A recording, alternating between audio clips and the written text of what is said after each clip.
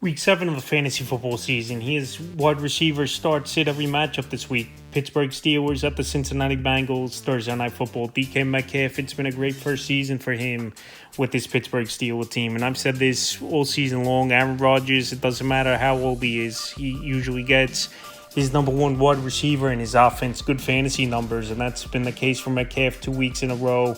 He's found the end zone 2 weeks in a row, over 15 PPR fantasy points. And this week in a matchup at Cincinnati Bengals, I can't stop anyone. He's an easy start. Jamar Chase, he's a start. He's quarterback proof. We've seen him with Browning at times this season. We saw him with Burrow early in the season. And we saw him with Joe Flacco last week, over 90 yards and a touchdown. So this week, even in a tough matchup where it's either going to be Ramsey or Slay covering him in this game, he's a start. T. Higgins, he's a fringe option 2 weeks in a row. He's actually had double-digit fantasy days, is T. Higgins, so that's good for him, obviously, but still, ceiling's very low, even with Joe Flacco in their quarterback. He's a fringe option. Los Angeles Rams at the Jacksonville Jaguars, another London game this week. Puka Nacua, he's going to be out, most likely to week 9 with the foot injury. He'll miss this week, and then the bye week next week for this Ram team. So Davante Adams, he's going to be operating as the number one wide receiver, and we know this Jacksonville Jaguars secondary isn't all that great. So Davante Adams, an easy start for me this week with the targets going up. Tutu Atwell should be ready to go with the hamstring injury in this game. We haven't seen much of him this season, but he's a sit. And Jordan Whittington, the same thing as well. I think this game is going to be a lot of Kyren Williams and Davante Adams in this one. Brian Thomas Jr. a start. Drops is still a problem for Thomas Jr., but last week he had 90 yards. He found the end zone. Him and Trevor Lawrence getting back on the same page, getting things going. And this week in a beatable matchup versus the Rams in London, where these games, for the most part, are high scoring besides last week's Jet and Bronco game. He's a start. Travis Hunter a sit. Just not enough consistency, not enough snaps, and just not enough of game-breaking ability. So I was big on Hunter coming into the season, but I didn't think he'd play this much corner and some defense. So this week he's a sit. Philadelphia Eagles at the Vikings. This should be a good NFC matchup. A.J. Brown a start. Last week, one of his better games of the season. 14 PPR fantasy points, even though that's not saying much for A.J. Brown. But Jalen Hurts, he's learning this offense now with another offensive coordinator this season. But I still think Hurts is going out there making plays. Philadelphia, they're still 4-2 on the year. I know it was a bad loss, first division rival, and last place team in the New York Giants. But A.J. Brown this week versus a good Minnesota defense, I still have confidence in him. He'll start. Devonta Smith, the fringe option. He's pretty much been a deep ball threat or nothing throughout his career. Or if he's not making big yard after catch plays, is Devonta Smith. He's not much of an option. So ever since Saquon Barkley came to this team last season, his numbers are taking a hit for Devonta Smith. And also Dallas Goedert arguably has been the best option in the passing game. So with all those factors, Devonta Smith to me is a back-end fringe option. Now to the Vikings, Justin Jefferson, he's locked in as a start each and every week. Carson Wentz is getting Jefferson the ball. He's been playing better with Wentz than he did with McCarthy in the season. And also Jordan Addison's been back over the last couple games, and that's helped as well. And Addison this week to me is a start. This could be a high-scoring game. We saw last week the Giants go out there with Wan'Dale Robinson, the number one receiver, Jalen Hyatt, and little Jordan Humphrey, and went out there and put a lot of yards and points on the board. So this week, I think these two receivers in Minnesota and Jefferson Addison is starts. New England Patriots at the Tennessee Titans, Stephon Diggs is start. I know last week was a down game for him after coming off of 2 100-yard games in a row, including one versus former team, the Bills, where I think he had a lot of emotion in that one. He was very motivated, and then last week in a ball game in New Orleans, we just didn't see much from Diggs. But this week, I think he bounces back in a good matchup. He's a star. Kayshon Boutte did have 2 touchdowns last week. Number 2 option in the receiving room for this New England Patriot team. But we got to see more consistency to put him in the lineup. Definitely a 12-team league, a deeper ad, but nothing more than that. Demario Douglas did find the end zone last week, but I thought Douglas would do that a few times a year, but obviously not a fantasy option. He's a sick. Calvin Ridley left last week's ball game at the Vegas Raiders with a hamstring injury. We don't know if he's going to play in this one, and even if he does, he's a sit for me. Only one game in the first 6 with double-digit fantasy points this season. And now with Gale Maynard, we haven't seen much out of him. I know he starts. I know he gets targets. He's a rookie. There's going to be growing pains. But this offense, especially now with Callahan gone, we'll see how it looks like for this Tennessee Titan team, but it's nothing I really want part of. So he's a sit Carolina Panthers at the Jets to Tor McMillan last week. First career touchdowns, 2 of them versus the Dallas Cowboys. And this week, this New York Jet team, most likely Sauce Gardner will be on him. Gardner's been getting beat a lot so far this season, and McMillan and Bryce Young are building up rapport. And he was the most talented receiver coming out this season as well in the draft for a reason. He's a sit. Xavier Legette, Jalen Coker's a sit. Legette to me is a bust coming out of the draft last season. Drop passes, not a good route runner. Him and Young not on the same page. Even in a decent matchup versus the Jets, he's a sit. And Jalen Coker, they're going to ease him back in. He practiced last week, got his practice window opened up for the 3 weeks. But I think this week he's going to be good to go as Coker, but he's going to be on limited snap count, I believe. And we have to see stuff out of him before I put him in the lineup. Definitely someone to own, though, in 12-team leagues or deeper. Now to the Jets, Garrett Wilson, who's having a good year. He's going to be out a few weeks with a knee injury. And now they're down to Josh Reynolds, Allen Lazard, and Arian Smith. And these guys, some people maybe never even heard of, casual football fans. But this week in a matchup, even versus a bad Panther secondary, you can't trust these wideouts. They roll sits. Now to the Dolphins at the Browns, Jalen Waddle will start.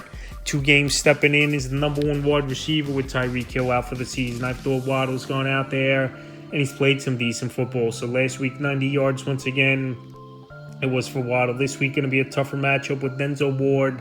Most likely he's following him the whole ball game, but still someone's got to catch the football over there in Miami. I'll give him the start. Malik Washington is sit. He's more of a gadget guy, underneath route runner, possession type of play is Malik Washington, where they try to get him in space on bubble screens and small slants and see if he can burn the defense. And obviously, there's not going to be much value in that. He's a sit. Jerry Jeudy, Isaiah Bond, both sit. Jeudy had a little bit of a better game last week. Him and Gabriel got more on the same page. And I know this week it's a good matchup versus the Dolphins that can't stop anyone. And same with Isaiah Bond. He showed some flashes a few weeks ago, but really non-existent the last couple weeks. So both these receivers are easy sits to me this week. New Orleans Saints at the Chicago Bears. Chris Olave, targets have been there. Yards have been there. It's him and Shaheed in the passing game.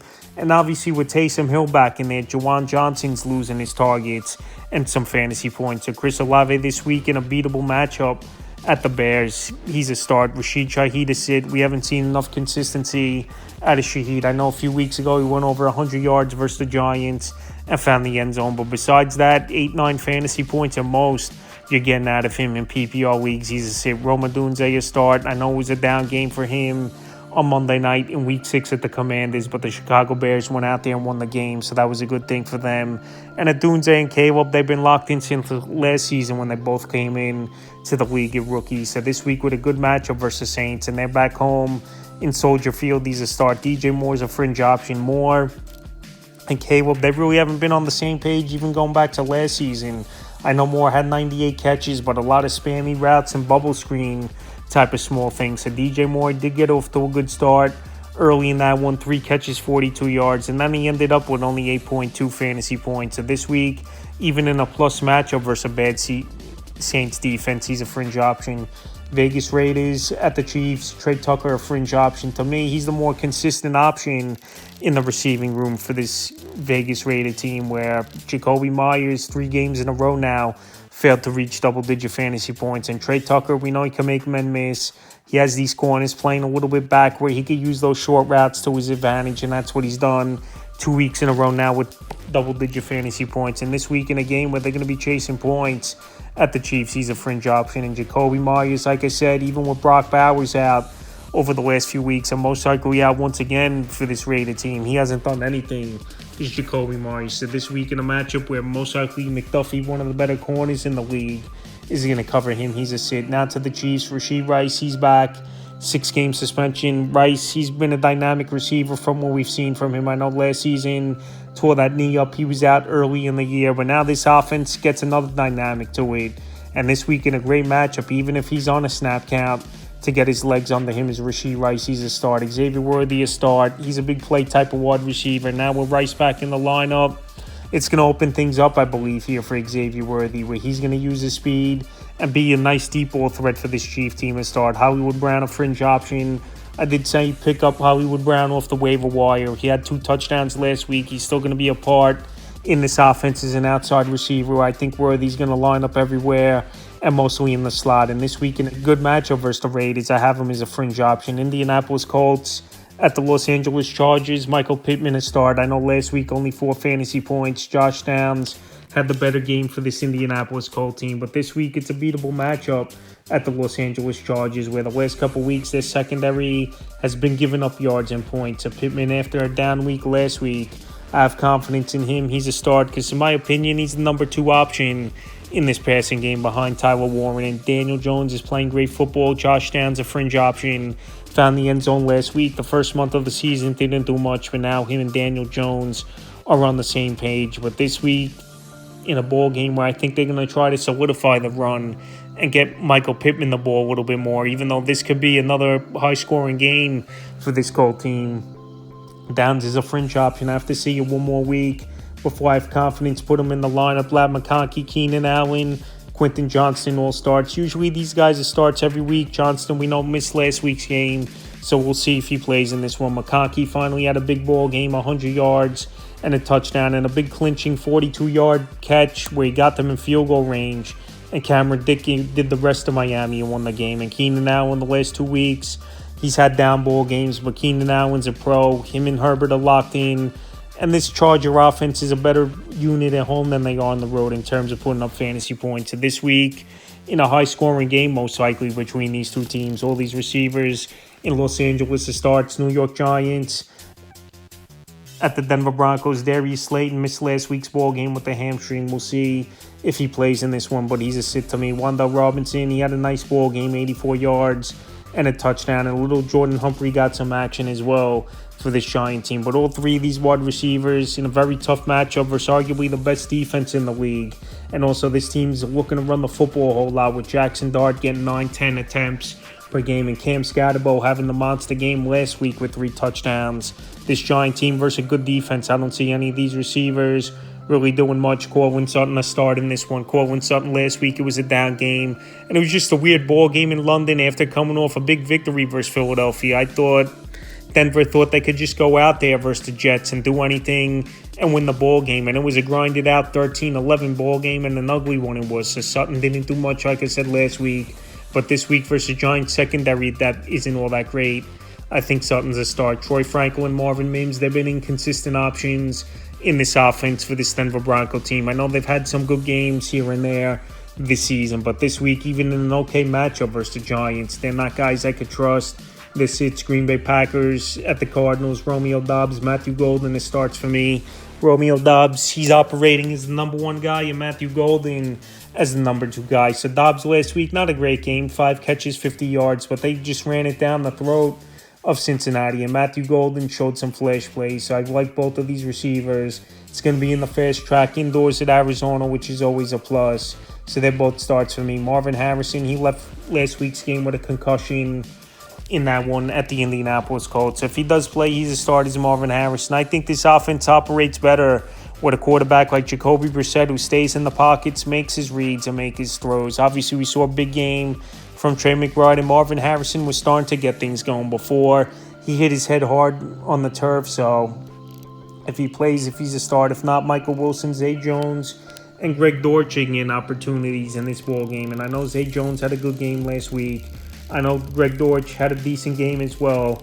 But these are guys you can't trust. Green Bay Packer defense, one of the better defenses in the league. So all 3 of these receivers, even if Marvin's out or sits. Washington Commanders at the Dallas Cowboys. Commanders, it looks like they're finally getting reinforcements with Terry McLaurin. It's looking up that he's going to play in this game. So Deebo Samuel last week, non-existent, not 100% with the heel. But this week in a matchup with the Dallas Cowboys, where all season long they've stopped nobody, both these wide receivers, even if they're 70%, I will put them in the starting lineup. Cowboys, one of the worst, if not the worst defenses in the league. They can't make stops. Wide receivers are going out there and putting up points. And this week could be an old school NFC East, a high-scoring game in Texas. CeeDee Lamb, there's a good chance he plays in this week's ball game. And the Cowboys, they survived for the most part without CeeDee Lamb, where he's been out since week 3 versus the Bears, getting injured in that game, where week 4 they tied the Green Bay Packers. Week 5 blew the New York Jets out. And then last week a bad loss versus Carolina, 30 to 27. But I think this week, CeeDee Lamb, if he returns, this is a great matchup versus a mediocre to bad defense. And him and Dak have been locked in for years. And George Pickens is start. Pickens 6 touchdowns already on the season. I know it's a contract season and he's looking to cash in. No doubt about it. But him and Dak Prescott have a great rapport.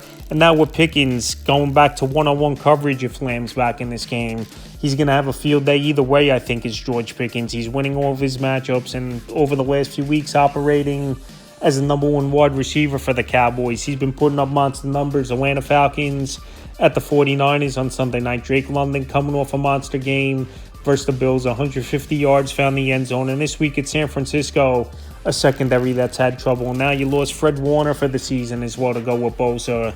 Drake London, an easy start. Darnell Mooney, he didn't play in last week's game. If he plays in this week's game, I don't think he's really a start. Is Darnell Mooney either way. This offense is pretty much Bijan Robinson, Drake London, and some weeks Kyle Pitts will go out there and put up some points. Ricky Pearsall, we'll see if he plays in this ball game.